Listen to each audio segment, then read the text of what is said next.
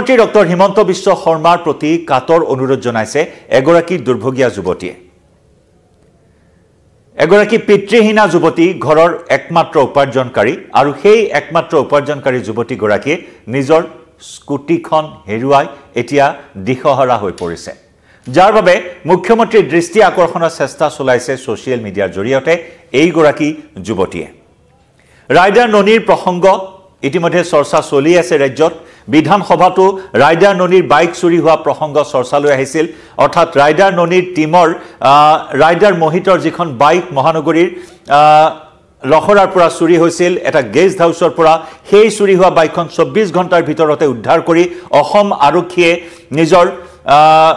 নিজৰ তৎপৰতা দেখুৱাইছিল ঠিক তেনেদৰে গুৱাহাটীৰ মাজমজিয়াৰ পৰা এখন স্কুটি চুৰি হৈছে এগৰাকী যুৱতীৰ আৰু তাৰ পিছত যুৱতীগৰাকীয়ে পুনৰ মুখ্যমন্ত্ৰীৰ প্ৰতি কাতৰ অনুৰোধ জনাইছে চুৰি হোৱা স্কুটিখন উদ্ধাৰ কৰিবলৈ নমস্কাৰ প্ৰিয় দৰ্শক মই জয়ন্ত মাধৱ গোস্বামী আপোনাক স্বাগতম জনাইছো নিউজ 18 অসম নৰ্থ ইষ্টৰ ডিজিটেল লাইভলৈ হয় ৰাইডাৰ ননীৰ পাছত স্কুটি উদ্ধাৰৰ বাবে মুখ্যমন্ত্ৰীলৈ যুৱতীৰ কাতৰ অনুৰোধ 5 মাৰ্চত ইএমআই শেষ হৈছিল স্কুটিখনৰ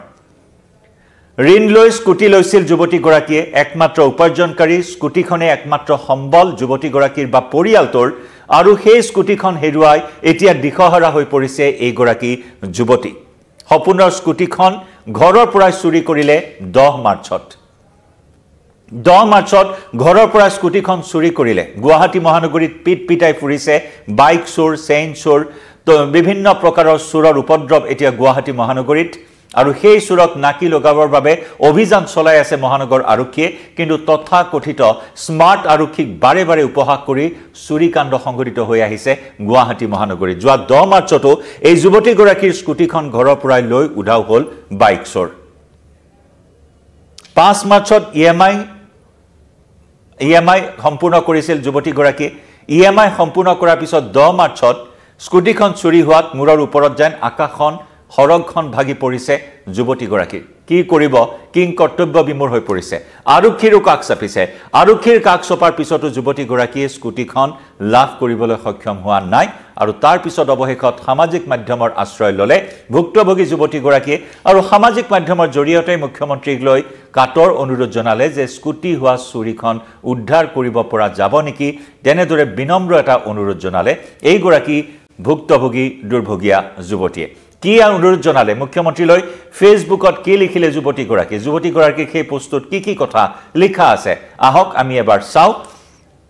যুৱতীগৰাকীৰ এই পোষ্ট যি নেকি এতিয়া ছ'চিয়েল মিডিয়াত যথেষ্ট চৰ্চিত হোৱা পৰিলক্ষিত হৈছে খুব দুখেৰে এটি সহায়ৰ বাবে পোষ্টটো লিখিছো এয়া যুৱতীগৰাকীৰ ফেসবুক পোষ্টটো সেই বিশেষ পোষ্টটো আমি এই মুহূৰ্তত আপোনালোকৰ সন্মুখত কিছু দেখুৱাব বিচাৰিছো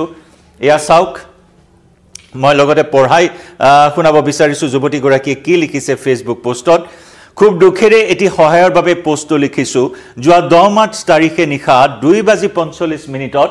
আমাৰ ঘৰখনৰ একমাত্ৰ বাহন মোৰ স্কুটি নম্বৰটো উল্লেখ কৰিছে AS01 FM 1328 নম্বৰৰ এই স্কুটিখন ঘৰৰ আগফালৰ পৰা নিশা চুৰি হয় 2:45 নিশা 2:45 আগফালৰ চোতালৰ পৰা বাইকখন স্কুটিখন চুৰি হোৱাৰ কথা উল্লেখ কৰিছে পুলিচৰ সৈতে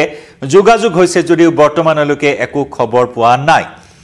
যদি সদাশয় ব্যক্তিয়ে কিবা সহায় কৰিব পাৰে মোক জনাবচোন কেনেকৈ আগবাঢ়িলে মই স্কুটিখন ঘূৰাই পাব পাৰিম সেই ক্ষেত্ৰতো সহায় কৰে যেন যেহেতু দেউতা ঢুকুৱাৰ পৰা আমাৰ ঘৰখন মোৰ উপাৰ্জনৰ ওপৰতে নিৰ্ভৰশীল আৰু কামৰ বাবে এইখনেই মোৰ একমাত্ৰ বাহন সকলো কাম এই স্কুটিখনৰ জৰিয়তে মই কৰো এনেদৰে যুৱতীগৰাকী উল্লেখ কৰিছে অতি দুখেৰে আৰু এতিয়া হঠাৎ এখন নতুন স্কুটি লোৱাৰ সম্বলো নাই পৰিয়ালটোৰ বা যুৱতীগৰাকীৰ কাৰণ যোৱা 5 মাৰ্চ সিদিনা 5 মাৰ্চত ইএমআই সম্পূৰ্ণ হৈছেহে মাথো গতিকে আৰু এখন স্কুটি কিনিব পৰাকৈ মোৰ বৰ্তমান সামৰ্থ্য নাই আৰু মাত্ৰ যোৱা 5 মাৰ্চ তাৰিখে মোৰ শেষ হৈছিল ইএমআই লগতে অসম আৰক্ষীক তেওঁ এড্ৰেছ কৰিছে মুখ্যমন্ত্ৰী ডক্টৰ হিমন্ত বিশ্ব শৰ্মাক এড্ৰেছ কৰিছে আৰু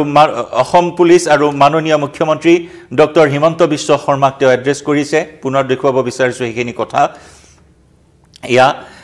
আসাম পুলিচ আৰু মাননীয় মুখ্যমন্ত্ৰী ডক্টৰ হিমন্ত বিশ্ব শৰ্মা ডাঙৰীয়াই অনুগ্ৰহ কৰি মোক সহায় কৰে যেন এই ক্ষেত্ৰত এয়া হৈছে যুৱতীগৰাকীৰ সেই ফেচবুক পোষ্ট অতি দুখেৰে তেওঁৰ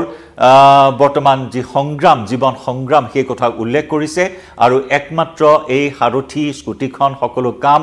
ঘৰৰ পৰিয়ালৰ সকলো কাম এই স্কুটিখনৰ জৰিয়তে যুৱতীগৰাকীয়ে সমাধান কৰি আহিছে কিন্তু এতিয়া সেই সম্বল হেৰুৱাই অসহায় হৈ পৰিছে যুৱতীগৰাকী আৰু যাৰ বাবে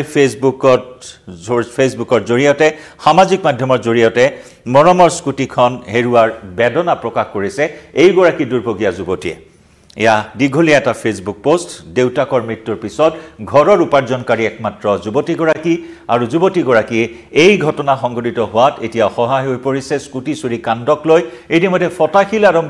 আৰক্ষীৰ কাষ চাপিছে ফটাশিল আৰক্ষী থানাত গোচৰ ৰুজু কৰিছে আৰক্ষীয়ে যদিও সন্ধান চলাইছে বাইকখনৰ স্কুটিখনৰ এতিয়াও কিন্তু সেই স্কুটিখনৰ কোনো সংসূত্ৰ উলিয়াবলৈ সক্ষম হোৱা নাই এতিয়া প্ৰশ্ন হৈছে সোশ্যাল মিডিয়াত যেহেতু যুৱতীগৰাকী মুখ্যমন্ত্ৰীৰ দৃষ্টি আকৰ্ষণৰ চেষ্টা চলাইছে গতিকে সোশ্যাল মিডিয়াটো বিভিন্নজনে এই মুহূৰ্তত প্ৰশ্ন উত্থাপন কৰিছে যে ৰাইডাৰ ননীৰ দলৰ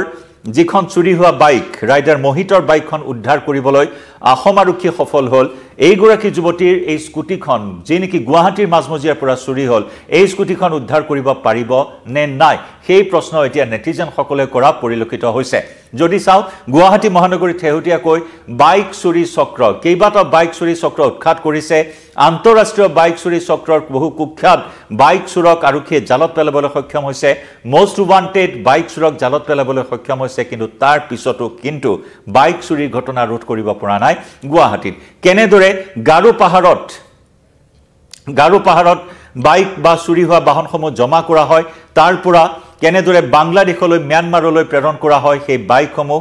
সেই তথ্য ইতিমধ্যে মহানগৰ আৰক্ষীয়ে লাভ কৰিছে এনে কেইবাটাও বৃহৎ চক্ৰ উৎখাত কৰিছে শেহতীয়াকৈ গুৱাহাটী মহানগৰীত কিন্তু তাৰ পিছতো এনে ধৰণৰ চুৰি কাণ্ডই আসলতে খুচাইছে কি কিমান নিৰাপদ মহানগৰবাসী সেই প্ৰশ্ন বাৰে বাৰে প্ৰাসংগিক হৈ পৰে এনেসমূহ ঘটনাক কেন্দ্ৰ কৰি আকৌ এবাৰ তাৰ ভুক্তভোগী হ'বলগীয়া হ'ল এগৰাকী অসহায় যুৱতী যিনিকি পৰিয়ালৰ একমাত্ৰ উপাৰ্জনকাৰী যি সময়ত ৰাইডাৰ ননীয়ে ফেচবুকৰ জৰিয়তে বা সোশ্যাল মিডিয়াৰ জৰিয়তে সেই বাৰ্তা দিছিল যে 30,000 কিলোমিটাৰ তেওঁলোকে বাইক ৰাইড কৰি নাৰী সবলীকৰণৰ এটা শক্তিশালী বাৰ্তা দিবলৈ তেওঁলোকে প্ৰয়াস কৰিছে সমগ্ৰ দেশজুৰি নাৰীসকলক সুৰক্ষিত কেনেদৰে কৰিব পাৰি সেই সম্পৰ্কত এটা সুন্দৰ মেছেজ লৈ তেওঁলোকে 30,000 কিলোমিটাৰৰ এটা দীঘলীয়া ৰাইড তেওঁলোকে এটা ট্ৰিপ তেওঁলোকে পৰিকল্পনা কৰিছিল কিন্তু তাৰ মাজতে গুৱাহাটীৰ লখৰাত এটা গেষ্ট হাউচত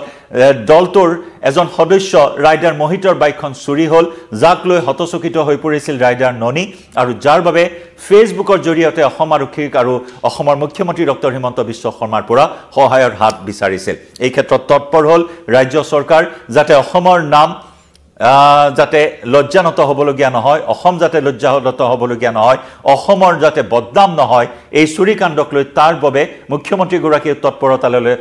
তৎপৰতাৰে গ্ৰহণ কৰিলে সেই বিষয়টো আৰু 24 ঘণ্টাৰ ভিতৰতে বাইক চুৰি হোৱাৰ 24 ঘণ্টাৰ ভিতৰতে শ্ৰীভূমিৰ পৰা চুৰি হোৱা বাইকখন উদ্ধাৰ কৰিবলৈ সক্ষম হয় লগতে আশৰাফ আলী নামৰ কুখ্যাত বাইক চোৰটোক গোৱালপাৰাৰ পৰা গ্ৰেপ্তাৰ কৰিবলৈ সক্ষম হয় মহানগৰ আৰক্ষী আৰু আগিয়া আৰক্ষীয়ে যুটীয়া অভিযান চলাই গোৱালপাৰাৰ পৰা কুখ্যাত বাইক চোৰ আশৰাফ আলীক গ্ৰেপ্তাৰ কৰিবলৈ সক্ষম হয় এই প্ৰসংগ বিধানসভাত মুখ্যমন্ত্ৰী উত্থাপন কৰিলে অসমৰ নাম যাতে বদনাম হ'বলগীয়া নহয় তাৰ বাবে অসম আৰক্ষীৰ সেই তৎপৰতা কিন্তু এই যে প্ৰতিদিনে গুৱাহাটী মহানগৰীৰ পৰা ৰাজ্যৰ বিভিন্ন প্ৰান্তৰ পৰা চুৰি হৈ আছে বাইকসমূহ এই বাইকসমূহ উদ্ধাৰ কৰাৰ ক্ষেত্ৰত সমানে তৎপৰতা দেখুৱাব পাৰিবনে নাই আৰক্ষীয়ে সেই প্ৰশ্ন উত্থাপন কৰিছে আৰু অৱশেষত উপায়ন্তৰ যুৱতীগৰাকী আজি দুদিন উকলি গ'ল চুৰি হোৱাৰ বাইকখন চুৰি হোৱাৰ আজি দুদিন 48 ঘণ্টা উকলি গ'ল এতিয়া বাইকখনৰ কোনো সংসূত্ৰ নোপোৱাত অৱশেষত সোশ্যাল মিডিয়াৰ আশ্ৰয় লৈ যুৱতীগৰাকী এই দীঘলীয়া পোষ্ট দিবলগীয়া হ'ল আৰু সদশেষত অসম আৰক্ষী আৰু মুখ্যমন্ত্ৰীক এড্ৰেছ কৰি কাটৰ অনুৰোধ জনাইছে তেওঁক সহায় কৰিবৰ বাবে লক্ষণীয় হ'ব এতিয়া মহানগৰ আৰক্ষীয়ে এই বিষয়টো